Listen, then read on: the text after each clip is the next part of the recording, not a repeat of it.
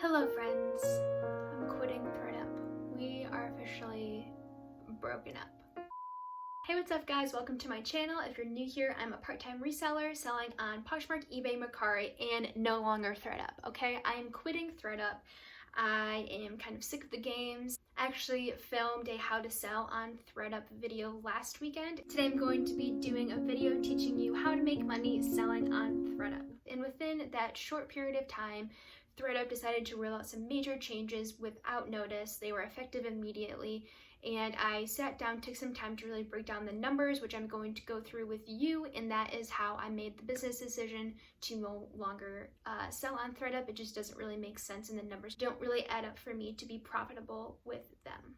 If you love reseller content like this, be sure to hit subscribe because I upload new videos once a week. All right, let's get into the numbers. So first things first. This was a long time coming, okay? I feel like I was in an abusive relationship with ThredUp. No! Just wait a minute. We're not really breaking up, are we? I felt like I needed them because I didn't have a lot of storage in my space. I felt like they were kind of like a magical platform where things would sell that I wouldn't be able to sell myself. They did the shipping, they did the communicating, they were kind of magical, but I took a beating from them, okay? They were losing stuff, they were taking a huge payout with their percentages, their listings were kind of garbage, all the stuff looks super wrinkled, and they make a lot of mistakes in the listing. Their communication's kind of awful. Their chat is always offline. When these changes were announced the first time, they gave us no warning, and then they're like, oh, I'm so sorry, I'll change, I'll give you a 30-day notice. And then they did it all over again, and they made it effective immediately. I don't know what their deal is. I feel like they don't, they're super unorganized. I don't feel like they have their stuff together at all with communicating, with whimsical business decisions that they're rolling out. I just don't like putting up with it. I know and as a seller, I can make the choice whether or not I want to sell on that platform. I don't expect an apology from ThredUp. They don't owe me one. I totally see how it makes no sense in this business model for them to do what they're doing. It really makes zero sense that they were even able to do this, but I mean, they should have thought of this beforehand. Like, I don't know. None of it really adds up. I was kind of taking advantage of the situation, just like a lot of resellers. They've made it very clear that they're not a platform for resellers, and it seems like they want to take their business in a different direction with maybe partnering with different brands, or Lord knows what they have planned. I don't really know, but it's definitely not resellers. They made that very clear in the email that they sent out, which is totally fine. If it's not a good match, clearly they don't want resellers, and I don't want to be selling somewhere where I'm not respected, and that's not the platform for me. So aside from all of that, I want to take that out of the decision when deciding whether or not to sell with them, and I wanted to actually make my decision based off of numbers. So here we go. I'm going to give an example of something that has already sold, so you can kind of see the difference of the profit before these changes and then what the profit would be after the changes were implemented. So I'm going to use an example of a blank NYC new with tags full leather jacket. The cost of goods on this was $15. So the original retail price was $107. When I sent it into ThredUp, they listed it for $30. I raised my price to $78, which is 27% off of retail.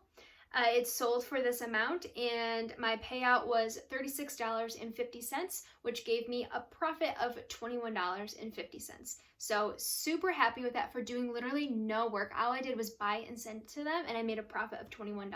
Now let's kind of see how this would work out if I did the exact same thing with these new changes implemented.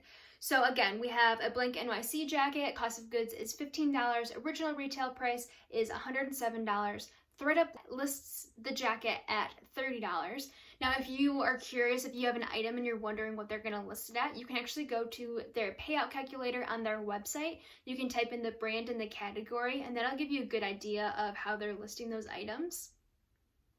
With these new changes, I can only increase my price to 50% of what ThredUp has it at. So that means I can only, if they price it at $30, I can only increase my price to $45. Now with ThredUp's payout, structure, I can add a little screenshot up here of what that looks like. I am only going to be able to receive 28% of this payout, so I would get $12.88 from this sale from ThredUp, and after my cost of goods, my profit would be negative $2.12. I would literally be losing money if I sent this in using their new terms. So that's a no for me. It's definitely a no for me, dog. So if I decided that I wanted to raise my price above the $45, which I think is, what it's worth in my opinion, I am now subject to customer coupons being taken out of my profit. And then also if the item doesn't sell, I have to pay a $5.99 reclaim fee, which honestly totally makes sense. Think about how much money they're losing by sending all this stuff back because people like us are jacking up the prices and making it less desirable for customers to want to pay higher prices on their site. And they're holding all this inventory for like literally 3 months and then sending it back to us. It makes literally no sense for them. So, I mean, I don't blame them. It sucks, but they kind of had to do something. We were kind of taking advantage of them. So now in this new world, let's say that I increase my price to $78, which is the same price that I raised it to in the real world scenario when it's sold. Let's just say a customer uses a 40% off coupon, which is extremely realistic. My the sold price would now be $46.80 and my payout would be $13.39. If I subtract my cost of goods, I am down to negative $1.61 in profit. I am losing money on this sale yet again. If the item doesn't sell, I'm paying $5.99 to reclaim my item.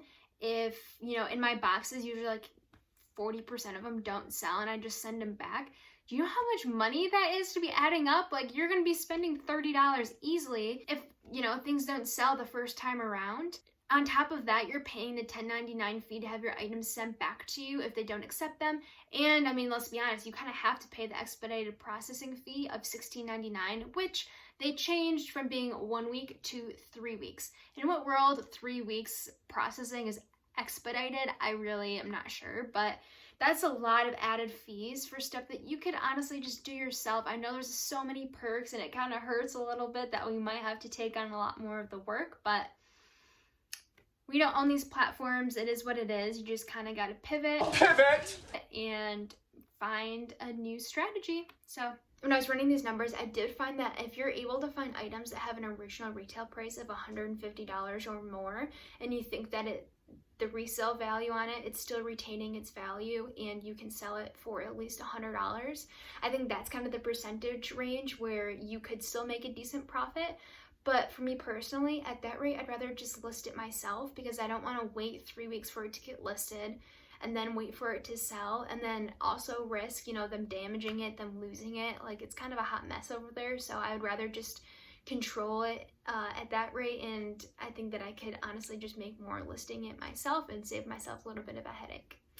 So that is why I am no longer going to be using ThredUp as one of my platforms. I will say, however, if I had like some stale inventory where I really didn't care whether or not I was going to make a profit, if it was something that I just for some reason wanted to donate, which I don't really have happen very often, or something I just want to get rid of, I would send it into them and just not pay the expedited processing fee, not pay for my items to return to me. Literally, I would just send it there expecting it to not be sent back to me, and if it sells, that's great, but if it didn't sell, I wouldn't be expecting a profit anyways. I think that's kind of how I would utilize it in the future, me personally, but I'd love to hear your thoughts on what you're going to be doing moving forward. So let me know in the comments down below what your game plan is or what your thoughts are on these changes and on ThredUp in general. I know there's going to be a lot of opinions, so I would absolutely love to hear your insight. Well, I hope you enjoyed this breakdown. I hope it made some sense to you and it can help give you a direction into what you want to do for your business. If you haven't already, be sure to give this video a thumbs up and hit subscribe, and I will see you next week. Bye!